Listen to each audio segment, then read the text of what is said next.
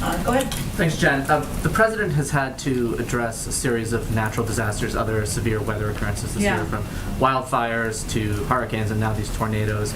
And each time we've heard him talk about how, I think he said this on Saturday, these shouldn't be partisan moments. We're not, Republicans and Democrats. But we've also heard him on many of these occasions talk about the demonstrated effect of climate change. Mm-hmm. So two questions. One, what, if anything, can we expect to hear from the president when he goes to Kentucky on Wednesday specifically about climate change? And can you talk about how he balances those two imperatives of trying to strike this unifying note, but talking about an issue that, frankly, that has caused a partisan divide?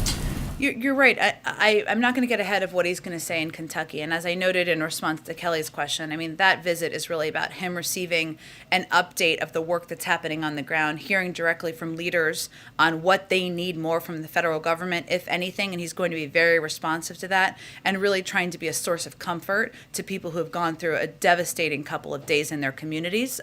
So it's not an opportunity. He's not going to give a major speech while he's there. I will note, and he's been asked this a couple of times over the last few days, and when he was in the Northeast several months ago, what has been striking to him and to all of us is just the sheer impact of the climate changes in the climate and the crisis that is the climate currently on communities across the country, on the cost to communities, on these major weather events that have impacted such a growing percentage of.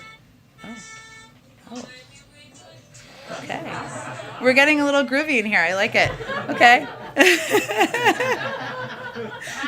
It's kind of exactly what we needed right now. It's all good. Yeah.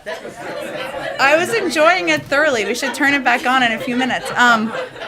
Anyway, there are some really startling statistics. I actually will get these out to all of you about the percentage of people in this country who have been impacted by severe weather events. It has increased over the course of time, and the president will talk about this more. And it is not a political thing, because look at the communities that have been impacted.